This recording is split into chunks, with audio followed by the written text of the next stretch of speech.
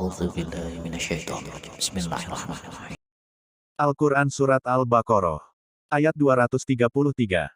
Tafsirnya. Para ibu menyusukan, maksudnya hendaklah menyusukan anak-anak mereka selama 2 tahun penuh, sifat yang memperkuat, yaitu bagi orang yang ingin menyempurnakan penyusuan, dan tidak perlu ditambah lagi, dan kewajiban yang diberi anak, maksudnya bapak, memberi mereka para ibu sandang pangan sebagai imbalan menyusukan itu, yakni jika mereka diceraikan secara makruf, artinya menurut kesanggupannya, setiap diri itu tidak dibebani kecuali menurut kadar kemampuannya. Maksudnya kesanggupannya, tidak boleh seorang ibu itu menderita kesengsaraan disebabkan anaknya, misalnya dipaksa menyusukan padahal ia keberatan dan tidak pula seorang ayah karena anaknya, misalnya diberi beban di atas kemampuannya.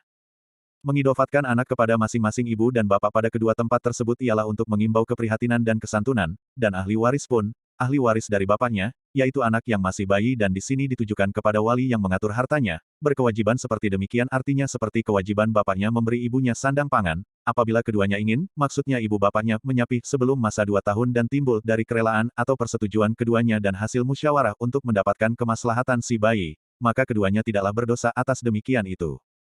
Dan jika kamu ingin, ditujukan kepada pihak bapak, anakmu disusukan oleh orang lain, dan bukan oleh ibunya, maka tidaklah kamu berdosa dalam hal itu, jika kamu menyerahkan kepada orang yang menyusukan pembayaran upahnya, atau upah yang hendak kamu bayarkan, menurut yang patut, secara baik-baik dan dengan kerelaan hati, dan bertakwalah kamu kepada Allah dan ketahuilah bahwa Allah Maha melihat apa yang kamu kerjakan hingga tiada satu pun yang tersembunyi baginya.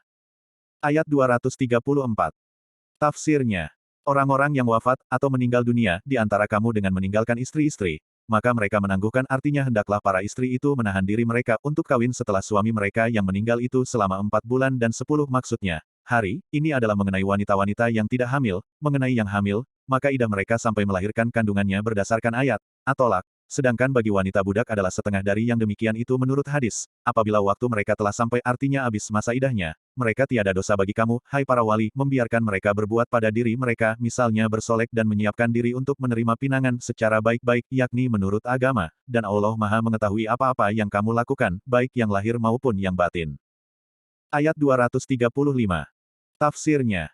Dan tak ada dosa bagimu meminang wanita-wanita itu secara sindiran, yakni wanita-wanita yang kematian suami dan masih berada dalam idah mereka. Misalnya kata seseorang kepadanya, engkau cantik atau siapa yang melihatmu pasti jatuh cinta atau tiada wanita secantik engkau, atau kamu sembunyikan, kamu rahasiakan dalam hatimu rencana untuk mengawini mereka. Allah mengetahui bahwa kamu akan menyebut-nyebut mereka, dan tidak sabar untuk meminang, maka diperbolehkannya secara sindiran, tetapi janganlah kamu mengadakan perjanjian dengan mereka secara rahasia, maksudnya perjanjian kawin, melainkan, diperbolehkan sekadar mengucapkan kata-kata yang baik, yang menurut syariat dianggap sindiran pinangan, dan janganlah kamu pastikan akan mengakadkan nikah, artinya melangsungkannya sebelum yang tertulis dari idah itu habis waktunya, tegasnya sebelum idahnya habis. Dan ketahuilah bahwa Allah mengetahui apa yang ada di dalam hatimu, apakah rencana pasti atau lainnya, maka takutlah kepadanya, dan janganlah sampai menerima hukumannya disebabkan rencanamu yang pasti itu. Dan ketahuilah bahwa Allah Maha Pengampun terhadap orang yang takut kepadanya, lagi Maha Penyantun hingga menangguhkan hukumannya terhadap orang yang berhak menerimanya. Ayat 236. Tafsirnya.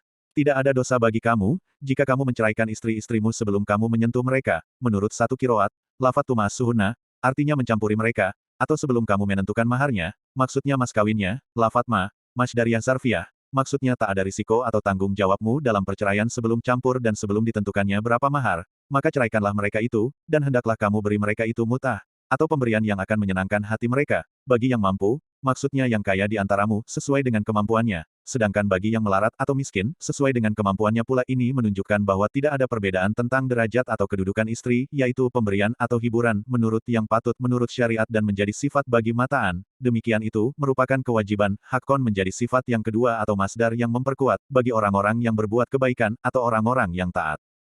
Ayat 237. Tafsirnya.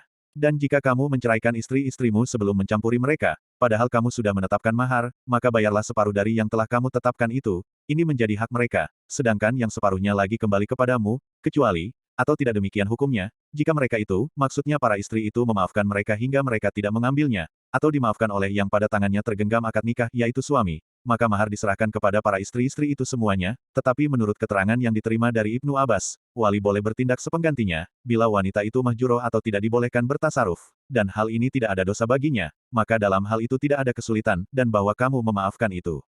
Lafat, dengan masdarnya menjadi mubtada sedangkan habarnya ialah lebih dekat kepada ketakwaan, Dan jangan kamu lupakan keutamaan di antara kamu, artinya saling menunjukkan kemurahan hati. Sesungguhnya Allah Maha melihat apa yang kamu kerjakan dan akan membalasmu sebaik-baiknya. Sadaqallahul azim.